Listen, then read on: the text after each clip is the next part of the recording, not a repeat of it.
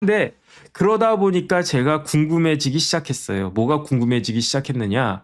고성국 그 이야기는 하도 많이 들었는데 고박사 그 이야기도 하도 많이 들었는데 그 다음에 사실은 고성국 TV에서 저한테 한 번인가 두 번인가 한 번 정 변호사님이시죠 그러면서 네 그런데 누구세요 그랬는데 어떤 여성분이 저한테 전화를 했어요. 아, 저는 뭐 고성국 TV의 높은 사람입니다. 고 박사님은 아니었어요. 뭐 그러면서 혹시 고성국 TV에 출연해 주실 수 있겠습니까? 저한테 한 번인가 두 번인가 기억은 안 나는데 전화가 왔었던 기억이 나요. 그래가지고 제가 뭐라고 말씀을 드렸냐. 안 나갈 건데요. 라고 말씀은 당연히 안 드리고, 그건 예의가 아니잖아요. 그 다음에 아마 실제로 그랬을 거예요. 그때 나올 수 있냐고 했던 시간하고 제가 방송 일정이 그래 제가 좀 있지 않습니까? 아마 겹쳤었던 것 같아요. 그래가지고 아유 죄송한데 제가 그날은 방송이 이제 겹쳐가지고 좀 어려울 것 같습니다. 뭐 감사합니다. 잘 봐주셔서 감사합니다. 뭐 그렇게 하고 전화를 끊었던 그 정도 인연은 있는데 그런데 어쨌든 고성국이 어떤 사람인가 궁금했어요. 어떤 사람인데 왜냐하면 다른 걸 다 떠나가지고 고성국 하면 생각나는 사람 전 둘밖에 없어요. 1번 타자 황교안, 2번 타자 윤석열. 왜냐? 윤석열 대통령이 끝까지 내가 잠들기 전에 보는 유튜브가 어떤 유튜브다? 정법전 TV 안 보지. 윤석열 대통령님이 설마 정법전 TV 같은 허접한 유튜브를 받겠습니까? 야, 쟤 뭐냐? 쟤 뭐 이렇게 생긴 게 왜 저러냐? 아마 그랬을 것 같아요. 그런데 고성국 TV는 고성국 TV의 애청자 중에 한 명이 윤석열 대통령이었다라고 했으니까. 그러니까 도대체 어떤 분이길래 윤 대통령이 저렇게 애청하는 그것도 그 다음에 이제 구독자도 100만이 넘는 지금은 130만 넘는데요.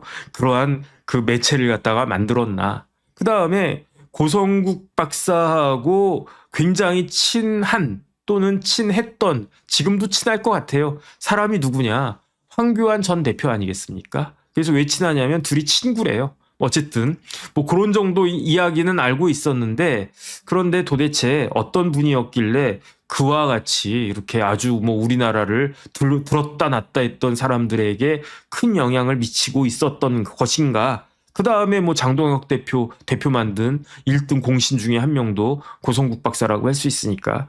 그래서 이참에 제가 한번 정리를 해보자 해가지고 고성국 박사 관련해가지고 제가 찾아봤습니다. 몇 년생이냐면요. 58년생이에요. 58년 개띠시겠네. 그 다음에 생일은 외우기 쉽네. 321, 3월 21일, 3월 21일 이렇게 딱 나가네요. 그리고 난 다음에 고등학교는 어디 나왔냐면 경기고등학교를 나왔어요. 그러니까 이 고성국 박사는 몇 학번이냐면 76학번이거든요. 76학번이라고 하는 건 뭐냐면은 시험 쳐서 들어가는 경기고등학교의 마지막 학생이 고성국이었다는 이야기예요.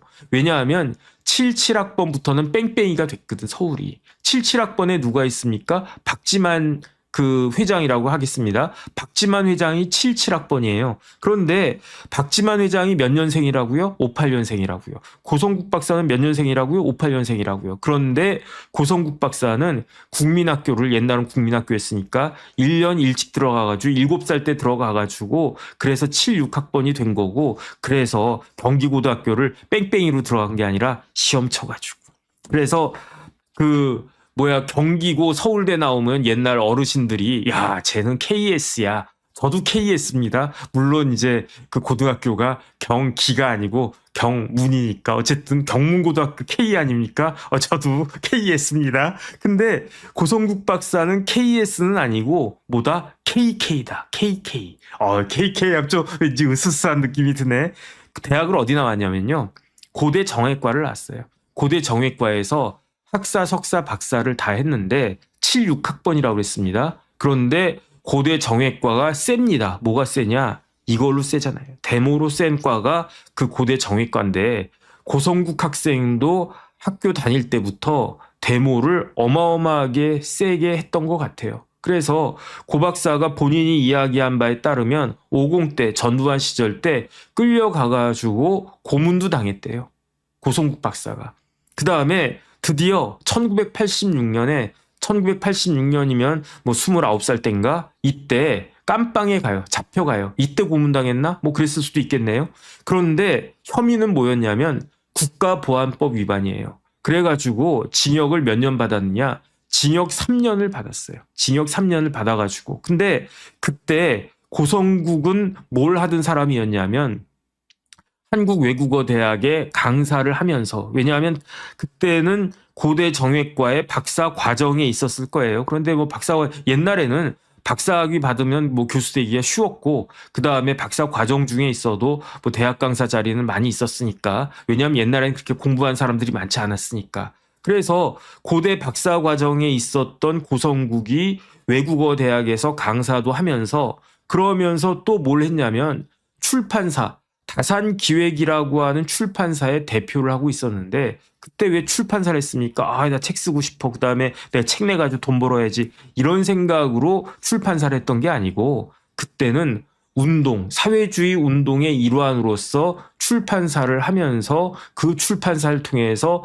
뭐를 갖다가 찍어냈다? 책을 찍어냈는데 어떤 책을 찍어냈다? 사회주의, 공산주의, 좌파 책을 많이 찍어냈는데 그 출판사 중에 하나가 다산기획이었고 거기에 대표가 고성국이었다. 제가 대학교 1학년 때 깜빵에 잡혀가요. 그런데 왜 깜빵에 가냐면 옛날에는 책을 뭐 우리가 직접 이렇게 쓰기도 어렵고 뭐 그랬고, 그 다음에 옛날에는 책을 번역해서 많이 그 출판을 했거든요. 그런데 어느 책을 번역했느냐?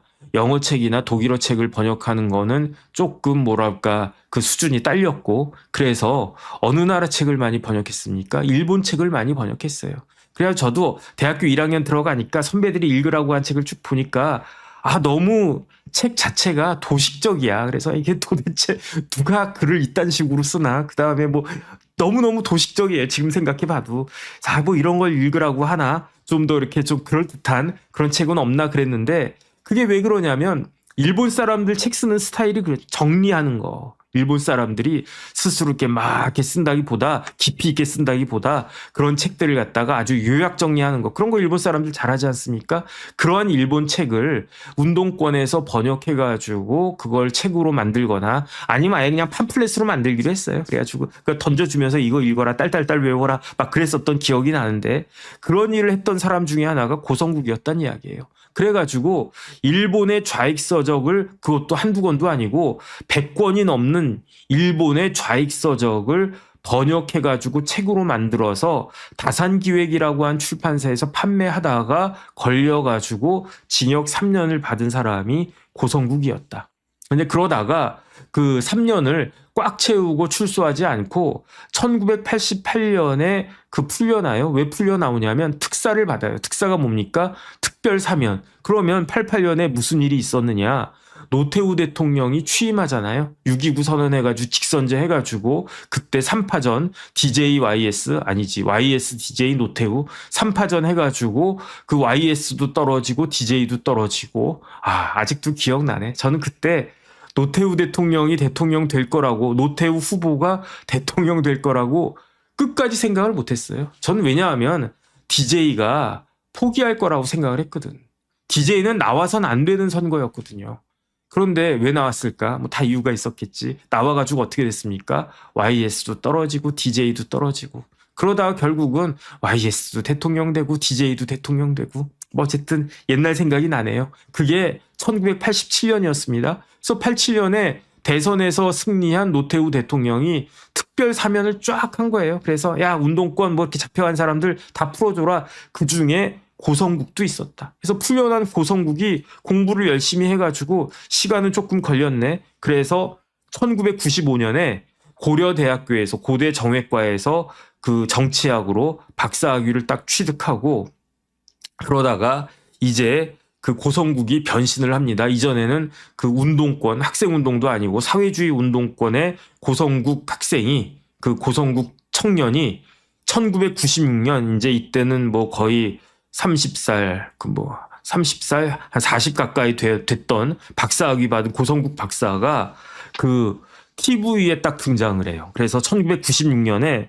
KBS에 추정 60분 있지 않았습니까? 거기에 진행을 맡았는데 그런데 고성국이라고 한 사람 뭐 그렇게 유명하지도 않고 그랬는데 갑자기 우리나라 대표 방송 KBS의 대표적인 프로그램 추정 60분에 앵커가 됐다라고 하니까 고성국이 누구야? 막 그렇게 하는 거예요. 근데 저런 사람이 나이도 아직 그 40살도 안 됐구만. 그런데 어떻게 저기 뭐 추정 60분을 진행을 해? 뭐 뒤에 뭔가 있었던 거 아니야? 백이 있었던 거 아니야? 있었어요.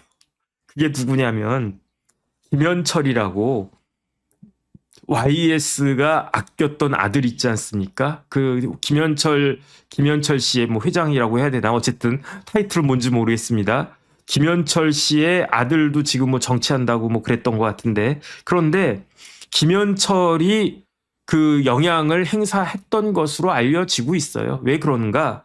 고성국과 김현철은 친구래요. 어디 친구냐? 대학 친구.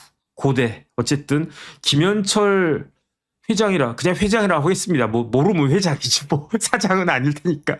김현철 회장님이 고대 사학관과 나오지 않았나요? 어쨌든 근데 나이가 같고 그래가지고 둘이 친구래요. 그러니까 김현철이 그 당시에 이제 그 YS 때 내 친구 고성국 그 다음에 이런 애 이제 전향해가지고 뭐 이제 우리 편 될 수도 있는데 그러니까 그 진행 한번 맡겨보자 똑똑하다 해가지고 추정 60분 진행도 하고 뭐 그러면서 이제 시간이 또 막 이렇게 흘러가다가 드디어 이제 본격적인 시사평론가로 고성국 박사의 이름이 딱 드러나기 시작한 거는 언제부터냐? 2007년도부터였던 것 같아요. 그래서 2007년도에 정식 이제 시사평론가로 활약을 하기 시작하는데 고성국이 그러니까 벌써 20년 전 일이네요. 19년 전 일이네요. 그런데 고성국은 시사평론가인데 보수 시사평론가냐? 그렇지가 않았어요. 진보 좌파 시사평론가였어요. 왜냐하면 뭘 했었냐면 프레시안의 그 프레시안이라고 한 매체 있지 않습니까? 프레시안의 기획위원이었고 고성국 박사가 그 다음에 CBS의 패널이었는데 고정 패널이었는데 CBS의 어떤 프로그램에 고정 패널을 했느냐? 정관용의 시사자키라고 한 프로그램 기억나시죠? 거기에 고정 패널이 고성국이었고 그 다음에 김현정 뉴스쇼 얼마 전에 이제 김현정 앵커 울컥하면서 그만뒀던 것 같은데 지금은 이제 박성태인가 다른 사람이 그 앵커하고 있지 않습니까? 그 김현정 뉴스쇼의 고정 패널이었던 사람이 누구였다? 고성국이었다. 그 다음에 중요한 건 뭐냐면은 그 2011년에 뭐가 만들어졌냐면 2011년에 그러니까 그 중간에 2010년도에는 김어준의 뉴욕타임스라고 하는 프로그램이 있었대요. 거기에도 패널로 나갔었던 사람이 고성국 박사였고 그 다음에 이제 2011년에는 뭐가 만들어졌냐면 낙곰수가 만들어졌어요. 낙곰수라고 하는 게 만들어진 게 2011년이었는데 그런데 저도 요번에 처음 알았는데 낙곰수 최초의 게스트가 누구였느냐? 그게 고성국 박사였대요. 그냥 낙곰수 하자 해가지고 일단 시작한 거예요. 그러다가 차츰 이게 그 틀이 잡혀지지 않습니까? 낙곰수 시작한 지 7번째 7회 때, 야, 우리 게스트 한번 모셔볼까? 세 명이서 막 떠들다가 저는 사실 낙곰수를 안 봐가지고요. 낙곰수가 어떻게 진행됐는지 뭐 잘 모르겠는데 뭐 그냥 제 뇌피셜로 낙곰수가 셋이서 뭐 이렇게 막 낄낄낄 거리면서 뭐 욕도 하고 뭐 야이 쌍아 뭐 이런 욕도 하고 뭐 그러나 잘 모르겠습니다. 그러다가 야, 우리 한번 게스트 한번 불러볼까? 누구 불러볼까? 야, 고성국 박사 불러보자. 그래가지고 낙곰수에 그다음부터 뭐 게스트가 많이 나오지 않았겠습니까? 어쨌든 낙곰수의 첫 번째 게스트가 그게 고성국 박사였다는 거예요. 그래가지고 그때 이제 낙곰수가 막 인기를 얻으니까 김용민 같은 사람들이 어떻게 했습니까? 국회의원 출마했었잖아요. 그런데 그 낙곰수의 김용민에게 지금 국회의원 하는 김용민 변호사 말고 낙곰수의 김용민은 목사인가? 어쨌든 출마해라. 적극적으로 내가 지지하겠다. 그러면서 이렇게 막 부추기고 이렇게 응원해주고 했던 사람도 누구였다? 그 사람도 고성국 박사님 되시겠다. 그 다음에 2011년에는요, 고성국 박사가 김두관 전 의원을 지지했대요. 그래서 김두관 의원 저기 총선도 나가시고 대선도 나가시고 당신 같은 분 훌륭한 분입니다. 저도 김두관 의원님을 몇 번 뵀었어요. 몇 번 뵀었냐면, 왜 뵀었냐면 김두관 의원의 그 동생이 김두수라고 저랑 같이 MBN에서 방송을 여러 번 했는데, 그러니까 이제 그 패널들도요, 뭐 좌파 우파 뭐 그런 뭐 있습니까? 형님 동생이지. 그러면 또 같이 그 MBN 근처에 그 어디죠? 그 제가 자주 갔던 동방명주라고 하는 그 동방명주 말고 충무로에 동방명주라고 있는데 거기 탕수육 진짜 맛있습니다. 거기서 뭐 그때 김두수랑도 밥 먹고 차명진이랑도 밥 먹고 다 형님들인데 어쨌든 그랬었어요. 그러면서 친하게 지냈는데 아예 뭐 생각은 다르지만은 사람은 좋거든요. 김두수 선배는 진짜 뭐 차명진 선배도 저 개인적으로 좋아합니다. 다 좋아합니다. 어쨌든. 그러니까 김두수 선배의 형님이니까 김두관 의원님하고 두 번, 제 기억에 두 번 정도 같이 저녁 얻어먹었던 기억도 나고 하는데, 어쨌든 뭐 저는 김두관 의원님 뭐 좋다고 생각을 합니다. 물론 생각은 조금 다르다. 근데 김두관을 지지했던 2011년도에 김두관을 지지했던 그 사람이 누구였다? 그게 바로 고성국 박사였다. 그래서 2011년도, 2012년도 이 어간까지는 고성국 박사는 완전 좌파였어요. 그 구속돼서 징역까지 살 정도로, 그 다음에 좌파 서적을 100권 넘게 출판해가지고 쫙 뿌릴 정도로 어떻게 보면 골수 사회주의적인 사상을 가졌던 사람이 그 고성국 박사 아닌가? 전 개인적으로 그런 생각을 합니다. 그런데 이분이 생각이 확 바뀐 건 언제냐? 박근혜 때부터 완전히 바뀌어요. 완전히 바뀌어가지고 완전히 친박근혜, 그것도 대충 뭐 박근혜 대통령 뭐 잘하시고 열심히 하세요 이게 아니라 박근혜 이런 정도의 아주 찐박 보수 패널로 갑자기 180도로 바뀐 게 언제였느냐? 2012년도 2013년도 이때였고, 그래서 드디어 벌써 얼마나 됐나? 저는 정법전 TV가 생긴 지가 2년하고 아직 한 달이 안 됐는데 고성국 TV는 지금 보니까 2018년 3월 1일에 고성국 TV가 출범을 했어요. 그러면은 올해가 2026년이니까 두 달만 있으면은 만 그 8년이 되네. 그래서 2018년 3월 1일에 그 유명한 고성국 TV가 론칭이 됐고, 그래서 100만이 넘어간 게 언제였냐면 2024년 재작년 1월 24일. 그때 5년 10개월 만에 고성국 TV가 100만을 돌파했대요. 저는 얼마 정도 있으면은 100만이 될 수 있을까요? 그날이 올까요? 뭐 올 수 있을까요? 뭐 잘 모르겠는데 지금 고성국 TV는 한 130만 정도 되는 것 같습니다. 이제 8년을 바라보는 고성국 TV는 지금 100만이다. 그래가지고 2018년 그 3월 1일에 고성국 TV가 론칭이 되고, 그리고 난 다음에 어떤 일이 있었느냐? 사실은 그 고성국 TV를 그 하기 전에, 그 론칭하기 전에 어떤 일이 있었습니까? 다시 한번 정리하면 박근혜 정권이 출범했을 때 박근혜 대통령을 지지하는, 그것도 강하게 지지하는 친여 보수 패널로 고성국 박사가 쫙 변신을 했는데, 다 알다시피 박근혜 정권은 어떻게 됐습니까? 탄핵됐어요. 언제 탄핵됐습니까? 2016년 겨울부터 해가지고 2017년 그 3월에 그 대통령 박근혜 탄핵한다. 그게 2017년 3월이었어요.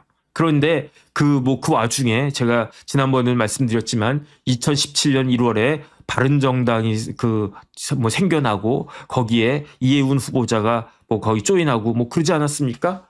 그런데 그 박근혜 대통령 탄핵 소추되고, 그래서 직무가 정지되고, 박근혜 대통령 탄핵되고, 그리고 난 다음에 문재인 대통령 당선돼서 취임하기 직전까지 그 기간 동안에 우리나라의 대통령은 누구였습니까? 우리나라의 대통령은 탄핵되기 전까지는 그래도 박근혜, 탄핵된 다음엔 대통령은 없어. 그러면 대통령 권한 대행이 있어야 되는데, 다시 말해서 2016년 12월 9일부터 2017년 5월 10일까지 약 6개월 동안 대한민국에서 대통령 권한 대행을 했던 사람은 누구였느냐? 국무총리 황교안이었잖아요. 황교안 대통령 권한 대행이 6개월 동안 대통령 권한 대행을 했었는데, 그런데 황교안은 누구라고요? 뭐라고요? 고성국 박사하고 경기고등학교 같은 반이었대요. 그러니까 되게 친했지. 근데 어쨌든 황교안 국무총리는 2017년 5월 10일까지 자신의 임무를 다 마치고, 그리고 난 다음에 야인으로 돌아가가지고 변호사 개업하고, 변호사 개업을 법무부 장관 한 다음에 했나? 언제 했나? 어쨌든 잘 모르겠습니다. 어쨌든 다시 야인으로 돌아간 거죠. 그러다가 2017년 5월 10일부터는 문재인 대통령 됐는데, 2017년이 이렇게 흘러갔어요. 2018년이 됐어요. 1년 동안 막 문재인 대통령이, 민주당이 집권해서 우리나라를 다스리는 그 1년이 지나갔어요. 그거를 보다 못해가지고 황교안 국무총리가, 황교안 권한대행이 안 되겠다. 내가 정치를 해야 되겠다. 나라가 이렇게 망가지고 도의가 땅에 떨어지는 것을 더 이상 볼 수 없다 해가지고 자유한국당에 입당을 하는 게, 그게 누구냐? 그게 황교안인데, 황교안 권한대행이 황교안 총리가 자유한국당에 입당한 날짜가 언제냐면, 제가 찾아보니까 2019년 1월 15일이었어요. 2019년 1월 15일. 그리고 한 달 보름 지난 뒤인 2월 27일에 전당대회가 있었는데, 그때 입당한 지 한 달 반 만에 당대표가 된 사람이 누구냐? 그게 바로 황교안 대표였어요. 그때 황교안 대표하고 같이 경선에 붙어가지고 당대표 선거에 나갔던 사람은 김진태 강원도지사, 그 다음에 오세훈 서울시장, 황교안, 이렇게 3명이 붙었는데, 황교안 대표가 아마 상당한 차이로 당대표가 된 것 같아요. 그래서 그때 많은 사람들이 황교안을 기대했었던 것 같아요. 황교안 대표하면 원칙적이고, 그 다음에 대통령 권한대행 할 때나 국무총리 할 때나 흐트러짐 없이, 그 다음에 또 황교안 대표는요, 교회 장로가 아니에요. 황교안 대표는 뭐냐면 전도사님이에요. 전도사. 지금 목사 됐을 수도 있어. 아예 교회 열심히 다니고 믿음 좋은 분들은 교회에서 저같이 그냥 만년 집사가 아니고 장로도 되고 되지 않습니까? 그런데 황교안 대표님은 아예 나는 장로가 아니야. 난 차라리 목회자야. 해가지고 정식으로 신학대학 가서 정식으로 신학대학 졸업하고 정식으로 목사고사 합격해가지고, 그래서 지금 아마 목사 안수 받았을 수도 있을 것 같은데, 그거 찾아봐야 되겠네. 어쨌든 그랬던 분이니까. 그러니까 문재인 대통령에 대해서 얼마나 사람들이 기대를 많이 했습니까? 야, 최순실 같은 이런 일들이 벌어졌는데 문재인 대통령은 진짜로 사람 사는 세상을 만들겠지. 그래가지고 그러지 않았습니까? 과정은 어쩔 것이고, 결과는 어쩔 것이고, 뭔 정의로울 것이고, 그 다음에 사람이 먼저다, 이런 이야기 하지 않았습니까? 얼마나 멋있어. 결과는 평등할 것이고, 어쩔 것이고, 사람이 먼저일 것이고, 야, 내가 먼저래, 나 사람인데 내가 먼저래. 그러면서 얼마나 기대를 그 다음에 그때 제가 여러 개가 있는데 그 중에 하나 기억나는 게, 나는 치약 칫솔 값도 다 내가 비용을 갖다가 부담할 것이다. 개밥도 다 내 돈으로 할 것이다. 그러지 않았습니까? 그런데 그 중에 지켜진 거 있나요? 제 기억에는 하나도 없는 것 같은데, 지금 생각해 보면은 저기 타지마할에 그런 거 기억나고, 그 다음에 김정숙 여사 옷값 떼느라고 아마 대통령 월급 가지고도 허덕허덕하고 그러지 않았습니까? 그러니까 원래 기대가 크면 실망도 큰 거잖아요. 그러니까 문재인 대통령에 대해서는 많은 국민들이 기대를 했었는데 1년 반을 겪어보니까 아니거든. 결국은 사람이 먼저다가 아니라 사람은 다 똑같네. 이놈이나 저놈이나 똑같네. 이런 생각하지 않았습니까? 그러면은 어떻게 생각했느냐?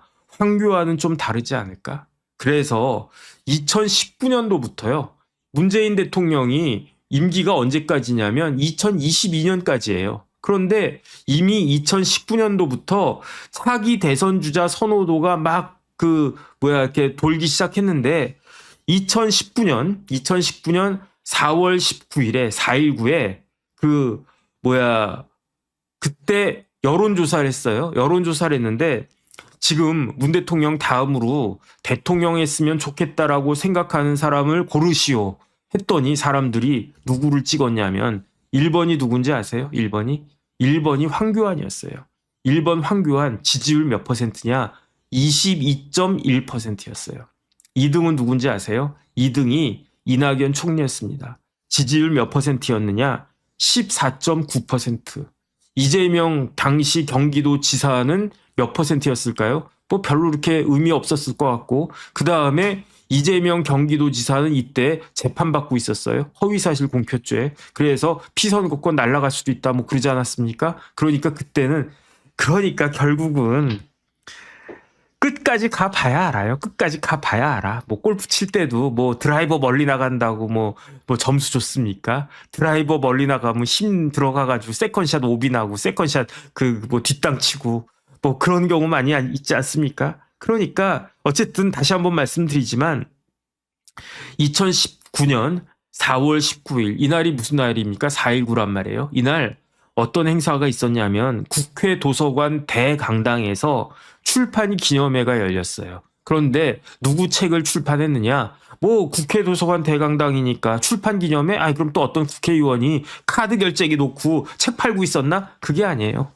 2019년 4월 19일에 국회 도서관 대강당에서 출판 기념회를 했던 사람이 그때 책 제목 그 기념회 이름은 뭐였냐면 타이틀 이름은 뭐였냐면 자유우파 필승 대전략이라고 하는 그러한 출판 기념회가 열렸는데 누구 책이었느냐? 그 책은 고성국 책이었습니다. 고성국 박사가 2019년 4월 19일에 국회 도서관에 소강당도 아니고 대강당 빌려가지고 그래가지고 뭐 제목도 자유우파 필승 대전략 이런 책을 갖다가 출판 기념회를 했는데 그때 누가 참석했느냐?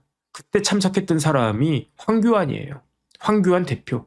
제1야당의 대표 황교안이 참석했는데 그때 황교안은 제1야당의 대표였을 뿐만 아니라 차기 대선 주자 선호도 1등이었던 거예요. 그런데 그런 사람이 고성국 박사의 출판 기념회에 참석할 정도로 고성국 박사의 위상이 높았다는 거죠. 2019년에. 그 다음에 며칠 뒤에 4월 19일에 그 출판 기념회 하고 6월 13일이면 두 달도 안 됐을 때 이번에는 국회의원 회관에서 뭐가 있었냐면 심재철 의원실에서 내년 총선 전략 특강을 개최했어요. 그 내년 총선 전략 특강이라고 하는 제목으로 그 국회의원 회관에서 그 세미나 같은 게 딱 있었는데 그때 강사가 누구였냐면 그때 강사가 고성국 박사였어요. 그런데 그때 고성국 박사가 나와가지고 안녕하십니까 저 고성국입니다. 그 다음에 제 친구 황교안이 지금 그 자유한국당 대표 맡고 있습니다. 그런데 황교안은 뭐 정치 시작한 지 얼마나 됐겠습니까? 그러니까 뭐 제가 더 많이 알지도 모르겠습니다. 뭐 이런 이야기는 안 했겠지. 그러면서 고성국 박사가 2019년 6월 달에 2020년 총선을 예측합니다. 이렇게 이야기하는. 나 정치학 박사야. 나 뭐 그 KBS에 추적 60분 뭐 이런 것도 하고 그다음에 뭐 좌우를 넘나들면서 내가 다 예측하고 내가 뭐 맞추기도 하고 뭐 유명해 내가. 근데 전문가야. 그런데 전문가인 내 입장에서 봤을 때 내 관점에서 봤을 때 내가 예측하는 걸로는 내년 2020년 총선은 문재인 집권 3년 차다. 문재인 집권 3년 차는 정권 심판이 이루어질 수밖에 없는 그러한 선거다. 그래서 나는 어떻게 예상하느냐. 자유한국당이 155석을 얻을 것이다. 그 다음에 민주당은 120석을 얻을 것이다. 그래서 과반수 제1당은 야당인 자유한국당이 될 것이다. 어쨌든 당대표는 황교안이다. 이 이야기를 하면서 뭐라고 이야기했느냐. 당대표에게 전권을 주고 전략공천 비율을 그 당시 30%에서 50%까지 늘려야 된다라고 고성국 박사가 주장을 했었단 말이죠. 그러니까 어떻게 됐겠습니까? 그 다음 해에 총선이 그 다음에 딱 있었는데, 그러니까 사람들이 어떻게 생각했겠습니까? 이야, 총선인데, 그 총선 직전에 이런 이야기를 하는 거예요. 고성국 박사가 자유한국당 잘 들어. 내년에 니네가 155석 얻을 거야. 근데 155석 얻으려면 어떻게 해야 돼? 당대표한테 전권을 줘야 돼. 그러면서 전략공천 해야 되는데 전략공천 비율을 30% 가지고 안 돼. 애기 30%가 뭐야?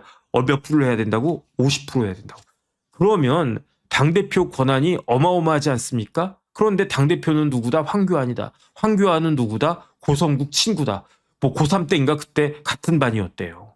그럼 얼마나 친하겠습니까? 그 다음에 솔직히 이런 말 하긴 그렇지만 황교안 대표는 평생 검사만 하다가 그러다가 국무총리까지 하면서 대통령 권한 대행하다가 잠깐 쉬다가 그러다가 그 정치를 시작한 사람이에요.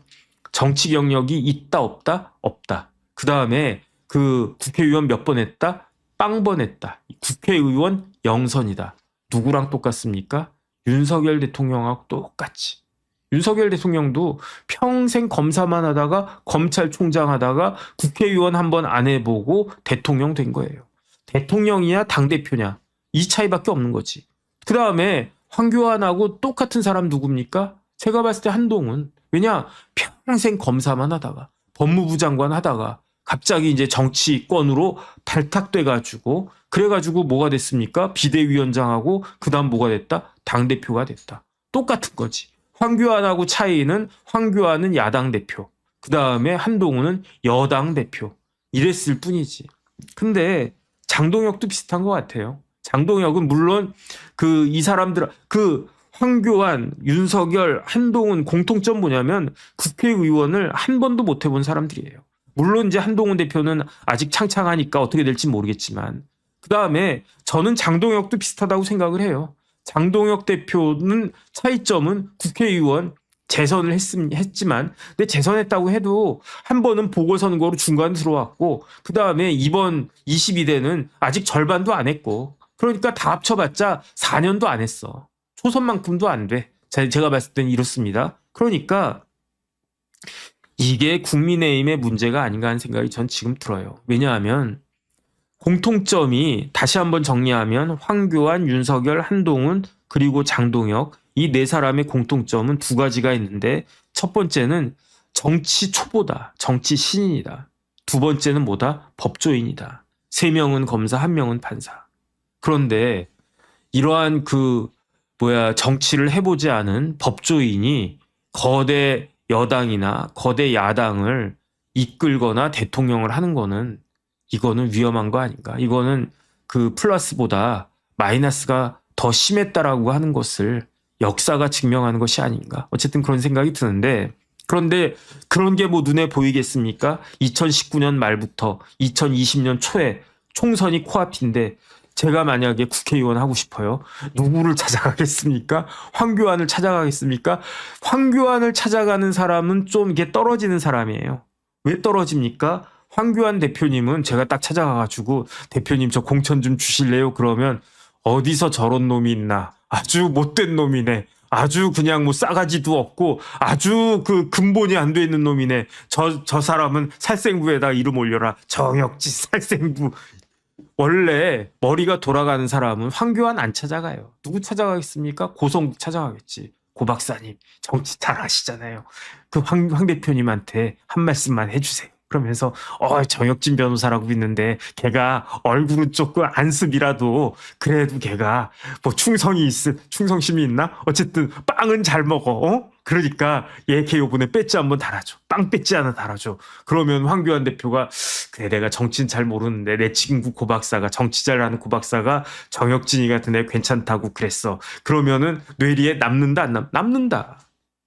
그러니까 이거는 제 이야기가 아니고 누구 이야기냐? 장성철 소장의 이야기예요. 뭐라고 이야기했느냐? 2020년 총선 때 당시 자유한국당 의원들이 줄을 쫙 섰대요. 어디에? 황교안 대표실에? 아니라니까. 누구 앞에? 고성국 박사 앞에 줄을 쫙 섰대요. 이건 제 얘기가 아닙니다. 장성철 소장 이야기입니다. 왜냐하면 장성철 생각하기에 황교안의 생각과 판단에 가장 큰 영향력을 미치는 사람이 누구다? 그게 고성국 박사다. 그러니까 정치에 그냥 빠삭한 사람들은 안 봐도 비디오란 이야기예요. 그러니까 야, 내가 그 공천 받으려면 어떻게 해야 되느냐? 그 황교안 대표 정치도 모르는 사람이야. 그러면 누구한테 가야 되느냐? 고성국한테 가야 돼. 고성국한테 가야 돼. 그랬다라고 하는 게 그게 장성철 소장의 그 증언이고, 그 다음에 황교안 대표가 직접 이렇게 이야기하기도 했대요. 공관위원장, 지금 뭐 공관이 간사 문제 되지 않습니까? 뭐 김병기 뭐 의원 해가지고, 그 다음 뭐 공관위원회 뭐 강선우 의원 뭐 이러지 않습니까? 그런데 황교안 대표가 뭐라고 이야기했느냐? 공관위원장 후보군으로 내 친구 고 박사도 있다. 뭐 이런 이야기 할 정도니까 누가 봐도 야, 그러면 고성국 박사가 힘이 있겠네. 영향력이 크겠네. 이런 생각을 할 수밖에 없었던 거예요. 그래가지고 어떻게 됐습니까? 진짜인지 아닌지는 모르겠는데 이게 뭐 구체적으로 어떤 일이 있었는지는 모르겠는데 이 정도 되면 제 생각에는 2020년 그때가 21대 총선이었던 것 같은데 2020년 21대 총선에 있어서 고성국 박사가 상당한 공천에 상당한 영향력을 미쳤지 않았을까라고 전 개인적으로 생각을 합니다. 그래가지고 2020년 4월 15일에 그 21대 총선이 있었어요. 결과는 어땠습니까? 기억도 안 나시죠? 기억도 안 나실 것 같아서 제가 말씀을 드리겠습니다. 21대 총선 결과가 빵 하고 나왔어요. 어떻게 나왔느냐? 먼저 미래통합당 몇 석 나왔느냐? 이게 지역구입니다. 84석. 미래한국당 이건 비례겠죠. 몇 석 나왔느냐? 19석. 합치면 몇 석입니까? 103석 받았어요. 국민의힘이 국민의힘 전신 미래통합당이 103석을 받았어요. 그런데 여기에 무소속이 5이 있었는데 이 무소속 5이 아마 거의 다 뭐 윤상현, 뭐 권성동 뭐 이런 사람들이었을 테니까 거의 다 미래통합당 그냥 국민의힘이라고 하겠습니다. 지금 어차피 지금 국민의힘이니까. 그러면 103에다가 5석을 더하면 108석이네. 이때도 108 번네요. 그러면 또 어떤 당이 그 득표를 했느냐, 저 의석을 가졌느냐. 정의당이요. 그때는 심상정 후보도 있고 막 그랬었는데 의원도 있고 그랬었는데 정의당이 무려 6석 갖고 있었고요. 그 다음에 안철수의 국민의당은 3석. 그래서 어쨌든 그 야권은 108석이었고 거기에 국민의당까지 그 야권은 103석이었고 그 다음 이제 무소속 뭐 또 입당해가지고 한 108석 정도까지 올라갔었던 것 같은데 거기에다가 안철수 당까지 합쳐봤자 111석 이 정도밖에 안 되는 거예요. 그러면 민주당은 어땠는가? 더불어민주당 몇 석이었냐면 163석. 더불어시민당 17석. 합치면 딱 180석이에요. 여기에다가 또 뭐가 있었습니까? 최강욱의 열린민주당 있었잖아요. 3석. 그러니까 여당은 당시 여당은 183석이었고요. 이게 윤석열 대통령 당선된 2022년부터 2024년까지 쭉 가다가 2024년에 좀 반전이 있지 않을까 했는데 이 격차가 더 심각해진 거죠. 이런 일이 벌어졌던 겁니다. 그런데 그 1년도 되기 전에 10개월 전에 박사 고성국이 어떻게 예측을 했느냐. 그 미래한국당은 155석이다. 그 다음에 더불어민주당은 120석이다. 이거는 박사님이 이렇게 예측하셔서 되겠습니까? 그 다음에 만약에 공천에 영향을 미쳤다라고 하면 그러면은 조금 문제가 있었던 거 아닌가? 그냥 그런 생각이 듭니다. 그래서 2020년 4월 15일에 2001년 전에는 차기 대권주자 선호도 1위였던 황교안 대표가 22.1%, 이낙연 후보 14.9%보다 뭐 한 7% 이상 앞서 있었던 황교안 대표가 그 총선을 통해 가지고 대패해 가지고 4월 15일에 사퇴해 버렸어요. 뭐 버틸 수가 없는 거지. 책임져야 되니까. 그러면서 실질적으로 의미 있는 정치인으로서의 역할은 끝났던 것이 아닌가. 저는 개인적으로 그런 생각이 듭니다. 그리고 난 다음에 시간이 지났어요. 2020년. 또 암흑기가 이렇게 쫙 있었던 거지. 그러다가 2021년에 어떻게 됐습니까? 2021년에 문재인의 검찰총장 윤석열이 어떻게 됐느냐? 갑자기 주목을 막 받기 시작했어요. 막 추미애가 키워져, 막 조국이 키워져, 막 누가 키워져 해가지고 막 나는 조직에 충성하지 사람에 충성 안 한다니까 뭐 이러니까 야 멋있다. 그 중에 한 명이 저예요. 뭐 어쨌든 그랬습니다. 그러니까 2021년에 윤석열 검찰총장이 확 뜨니까 그러니까 어떻게 됐습니까? 아 나도 지지한다라고 그렇게 이야기했던 사람이 그 사람이 바로 고성국 박사님 되시겠다. 그래서 2021년에 윤석열 후보를 지지해가지고 아마 고성국 박사도 뭐 윤석열 대통령 대선에서 이기는데 상당한 기여를 했었을 것 같아요. 뭐 전 잘 기억이 안 나는데 뭐 제가 뭐 고성국 TV 뭐 본 적도 없어요. 전 재미가 없더라고요. 그러니까 몇 번 그 보려고 했는데 왠지 스타일이 저랑 안 맞는 것 같아. 저는 좀 그 재미가 있거나 아니면 쌈박하거나 뭐 그래야 되는데 그다음 고성국 박사 기본적으로 고 박사님하고 생각이 다르니까 뭐 저게 맞는 말인가? 저거 뭐 좀 이상한 거 아니야? 저 뭐 그런 생각 많이 했었으니까.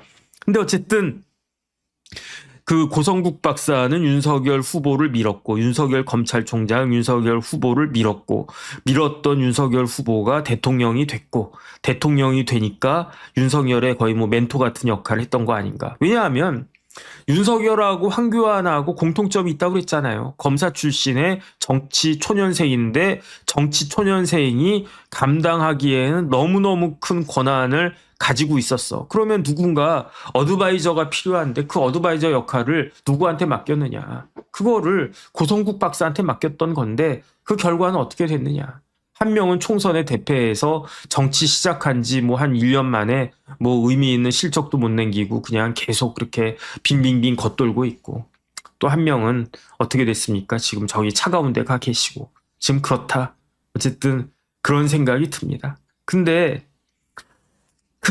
그래서 이제 고성국 박사가 뭐 그냥 뭐 윤석열 대통령 때 뭐 이것저것 뭐 이야기 많이 한 거는 뭐 아직도 뭐 기억이 나시죠? 기억이 날 겁니다. 그래서 뭐라고 이야기했냐면 윤석열 그러다가 2024년이 됐어요. 12월이 됐어요. 3일 날 윤석열 대통령은 계엄을 딱 터뜨렸더니 12월 9일에 그 고성국 박사가 뭐라고 이야기했느냐.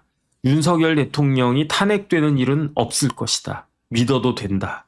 믿기는 뭘 믿겠습니까? 총선도 다 망가뜨려 놓고 그리고 난 다음에 탄핵이 됐는데 어쨌든 12월 9일에 고성국 박사님은 윤석열은 탄핵 안 된다. 믿어라. 응? 탄핵되면 내 손에 장 지진다. 이런 이야기는 안 했겠지. 그리고 난 다음에 12월 11일에는 뭐라고 이야기했느냐. 대통령이 만약에 덜컥 구속이라도 된다면 그러면은 계엄의 골든타임을 상실할 수 있다. 그러니까 한 말씀 하셔야 된다. 설명해야 된다.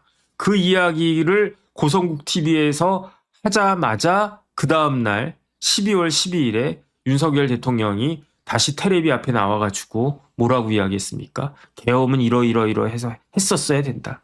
그게 뭐라고 그럴까? 뭐 그 이야기 듣고 박수치는 국민들도 많이 있겠죠. 많이 있었겠죠.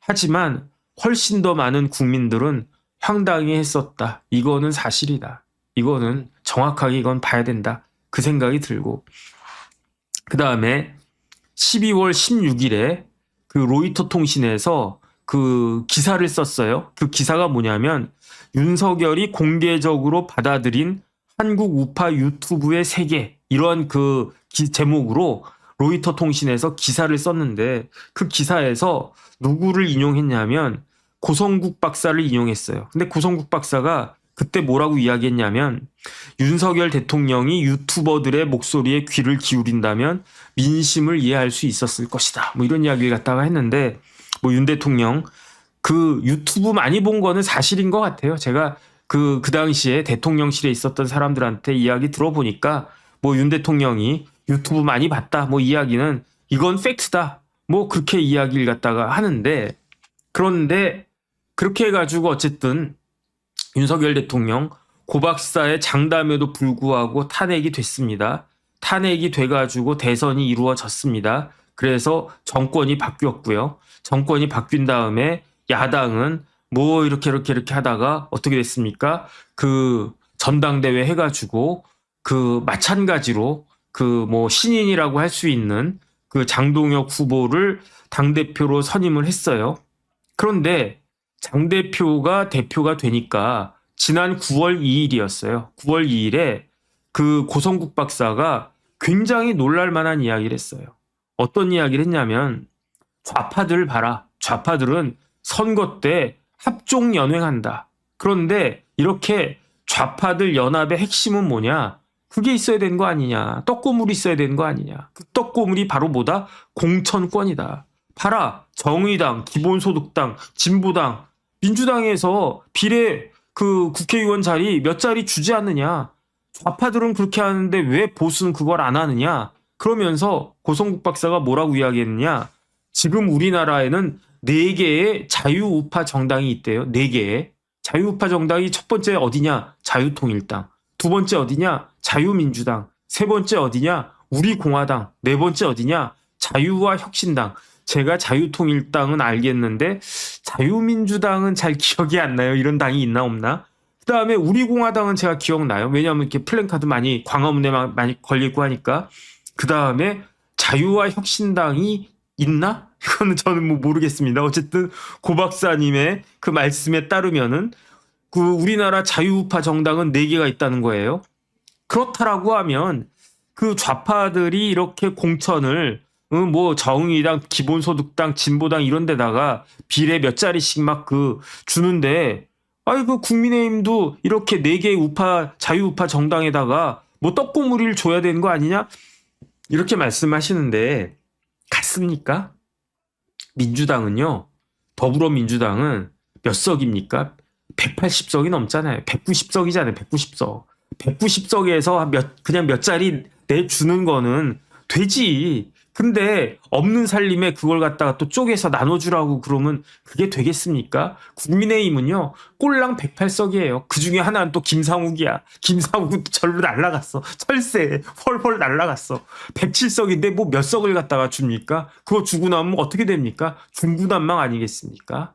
그런데 어쨌든 줘야 된다라고 이야기를 하면서 그러면서 고성국 박사가 굉장히 의미심장한 이야기를 해요. 어떤 의미심장한 이야기를 했느냐? 내년에 올해 말하는 겁니다. 2026년에 지방선거 있지 않느냐. 그런데 단체장이 230개 정도가 있대요. 뭐 그렇게 많나? 서울시장부터 해가지고 단체장이 광역단체장 그다음에 뭐 그 어디야 뭐 큰 도시부터 해가지고 조그만한 뭐 군수까지 뭐 구청장까지 다 하면 한 230개쯤 되는 모양이에요.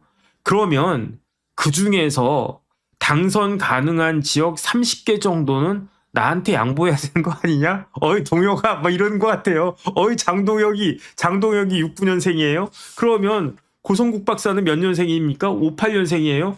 나보다 10살밖에 차이가 안 나네. 어쨌든 나보다도 10살도 더 차이가 나는 장동혁이 나한테 내가 당신을 당대표 만들어줬으면 한 30% 그것도 똘똘한 어디? 영남 지역 공천권 30개 정도는 나한테 줘야 되는 거 아니야? 그런 이야기를 9월 2일에 노골적으로 하더라고. 노골적으로. 그래서 제가 도대체 어떤 일이 있었길래 고성국 박사님이 장동혁 대표한테 그렇게 노골적으로 이야기를 하나? 그러면서 그 단체장 230개 중에 30개도 양보 못하냐? 이 정도는 해줘야 되는 거 아니냐? 그러면서 뭐라고 이야기했냐면은 뭐 30개 양보하죠. 뭐 광주시장도 가져가시고 뭐 전주시장도 가져가시고 뭐 다 예를 들어서 제가 기도할 때 하나님 해도 달도 다 하나님 거 하세요. 태평양도 하나님 가지세요. 대서양도 하나님 가지세요. 대신에 제 지갑 여기 통장 여기 우리 그 구독자님들이 저한테 이렇게 차곡차곡 이렇게 쏴주시는 이 통장만큼은 제가 간직하겠으니까 하나님 태양도 가지시고 수성도 가지시고 금성도 가지시고 다 가지세요. 이렇게 이야기하면 뭐 의미가 있습니까? 하나님이 야 고맙다 야 태양도 가지라고 하고 지구도 내가 가질까? 네 가지세요. 태평양 가지세요. 동해도 가지시고 뭐 스시마도 가지세요. 뭐 일본도 가지세요. 대신에 내 통장은 건드리지 마세요. 뭐 이렇게 이야기하면 안 되지. 그러니까 고성국 박사가 30개 정도는 나한테 양보해야 되지 않겠냐, 공천권? 그거는 무슨 저기 뭐 어디 뭐 강북 지역이나 아니면 뭐 호남 지방이나 제주나 뭐 이런 데 말고 똘똘한 걸로. 그런데 제가 봤을 때 이대로 가면은 국민의힘이 230개라고 하는 단체장 중에 몇 개를 얻을 수 있겠는가? 광역에선 몇 개 얻을까요? 뭐 TK는 없겠지. 대구, 경북. 그 다음에 가능성 있는 데가 어딥니까? 가능성이야 다 있지. 현실적으로 몇 개가 될까요? 저는 제가 지난번에 정원호 구청장 이야기, 정원호 이야기가 나오기 전에 뭐 그냥 이러이러한 이야기 들린다 해가지고 정원호 구청장 뭐 간단하게 어떤 사람인가 뭐 해가지고 뭐 이야기 하지 않았습니까? 말씀드리지 않았습니까? 그러니까 그때까지만 해도 뭐 이런 사람이 있는데 이런 정도 지지율 가지고 인지도 가지고 지금 4선에 5선을 바라보고 있는 오세훈 시장한테 되겠나? 뭐 그런 의미였단 말이죠. 근데 뭐 엊그저께인가요? 나온 거 봤더니 물론 이제 뭐 계속 뭐 아직까지는 큰 의미가 없지만 정원호가 29%, 오세훈은 22%, 서울도 이렇단 말이에요. 부산 어떻습니까? 부산도 수사받고 있는 전재수보다 박형준 시장이 오차범위 밖이란 말이에요. 지고 있어요. 그 다음에 또 어떻습니까? 경남은 어떨까요? 울산은 어떨까요? 그런데 선거라고 하는 건 기세이고 추세인데 이러면 광역에서 몇 개나 얻을 수 있나? 제가 봤을 때는요. 뭐 지금 광역단체장 갖고 있는 데가 뭐 강원도, 충청남도, 그 다음에 부울경, 그 다음에 뭐 충청북도도 있네요. 뭐 거기에다가 그 서울, 뭐 이렇게 되나? 몇 개지? 어쨌든 국민의힘하고 민주당하고 거의 그냥 절반인가 피까피까한 것 같아요. 근데 5개월 뒤에는 어떻게 될 것인가? 그러니까 오세훈 시장도 지금 바짝 긴장한 것 같은데 박형준 시장도 마찬가지고. 어쨌든 그런데 알토란 같은 영남 지방 TK의 단체장 30개를 고성국 박사가 나한테 양보하라? 이렇게 이야기를 해도 되나? 어쨌든 잘 모르겠습니다. 그래서 지금 저는요, 이제 뭐 정리하겠습니다. 벌써 또 오늘 많이 오래 했네. 장동혁 대표가 어제 사과를 했는데 그 사과는 저는 의미 없다고 봐요. 의미 없다라고 하는 게 하나마나 한 거다 그런 의미가 아니고 장동혁 대표가 진짜로 이번 총선에 지방선거에서 이기기 위해서 무슨 짓이더라도 다 한다라고 하면 이거는 뭐 박수 쳐주는 거지. 이거는 뭐 승패를 떠나가지고 결과를 떠나가지고 이거는 인정을 해줄 건데 말로만 뭐라고 그랬습니까? 뭐 말로만 누구와도 힘을 모으겠다, 마음을 열겠다. 그러면 누구와도 힘을 모으겠다라고 했을 때 제일 포커스는 누굽니까? 한동훈 대표 아니겠습니까? 한동훈과도 힘을 모으겠다라고 하면은 장동혁의 진정성이 인정이 되겠죠. 누구와도 힘을 모으겠다, 마음을 열겠다 해놓고 한동훈은 안 돼. 이렇게 하면 뭐 100번 사고 하나 마나 아니겠습니까? 일단은 저는 첫 번째 포인트는 지켜봐야 될 거는 그거지. 뭐 말 아무리 근사하게 하고 그 다음에 목다님 같이 그냥 또 장동혁 페이스도 좋지 않습니까? 장동혁은 비디오 형이야. 그 다음에 목소리도 아주 쫙 깔고 그냥 좋아. 오디오와 비디오를 겸비했네. 그러고 보니까. 근데 아무리 그렇게 감동적인 연설을 해도 그래도 현실적으로 행동하는 바가 다르고 그 결과 어떻게 된다? 그 결과 지방선거에서 대패한다. 그럼 무슨 의미가 있겠습니까? 그 다음에 여기서 체크해야 될 거는요. 관심 갖고 팔로우업 해야 될 건 뭐냐면 고성국 박사가 공천권 30개 나한테 달라고 그랬단 말이에요. 그러면 진짜로 그런 와중에 고성국 박사가 엊그저께 입당을 했단 말이에요. 그러면 진짜로 고성국 박사가 단체장들 공천권 주는 것에 있어서 영향력을 행사하나? 저는 그거 볼 겁니다. 이번에 그 국민의힘이 좀 있으면 공천 쫙 하겠죠. 뭐 서울시장부터 해가지고 다 공천 주겠죠. 뭐 특히 이제 뭐 TK나 뭐 부울경이나 뭐 그다음에 뭐 강남이나 뭐 분당이나 이런데, 분당은 성남시지. 그런 데에다가 이제 공천 쫙 주겠죠.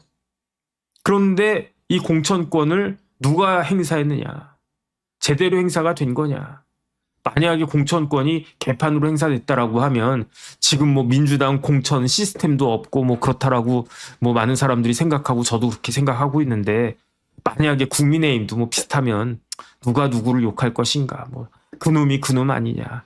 만약에 그렇게 되면은 그놈이 그놈 아니냐라고 생각하면은 그냥 자포자기하게 되면 어떻게 된다? 지금 우위에 있는 사람이 이기게 되는 것이다. 저는 그런 생각이 듭니다. 그래서 어쨌든 뭐 장동혁 대표가 뭐 비상계엄 사과한 거는 안 한 것보다는 훨씬 낫겠다라는 생각이 들지만, 이쯤 되면 단순히 말로 사과하고 뭐 어쩌고 저쩌고 뭐 이렇게 근사한 말을 늘어놓는 것보다 진짜로 간절한 마음 가지고 이걸 갖다가 해야 되는 그런 모습을 보여주는 게 그게 필요하지 않나, 저는 개인적으로 그런 생각이 들고요. 근데 왜 이렇게 마음이 이렇게 흔쾌하지가 않은지 모르겠습니다. 이제 기대하는 마음 막 이런 게 들어야 되는데, 어쨌든 한번 지켜보도록 그렇게 하겠습니다. 그래서 어쨌든 2026년이 시작됐고 올해는 선거가 있는 해다, 이런 생각이 들고요. 딱 한 가지만 말씀드리고 끝내겠습니다. 이번 지방선거가 얼마나 중요한 선거냐면요. 2026년에 지방선거가 얼마나 중요한 선거냐면, 이번 선거를 끝으로 선거가 없습니다. 6월 달에 지방선거 있잖아요. 그러면 언제까지 선거가 없느냐? 실질적으로 2년 동안 선거가 없어요. 원래대로 하면 2027년에 선거가 있었어야 돼요. 어떤 선거? 대통령 선거. 그런데 윤석열 대통령이 그걸 갖다가 그냥 날려먹어 버렸어요. 그러니까 2026년 6월에 지방선거 하면 2026년 하반기 선거 없습니다. 2027년 1년 내내 선거 없습니다. 2028년 4월 달에 총선이 있습니다. 그러니까 2년 동안 선거가 없어요. 그럼 어떻게 되겠습니까? 국민의힘은 그 정부 여당을, 대통령과 정부 여당을 견제할 수 있는 아무런 무기가 없는 거예요. 국회 의석수 몇 석입니까? 107석.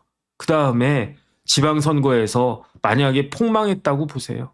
그러면 시장, 군수, 도지사 다 민주당, 국회의원도 다 민주당, 대통령도 다 민주당. 그러면 민주당은 어떻게 되겠는가?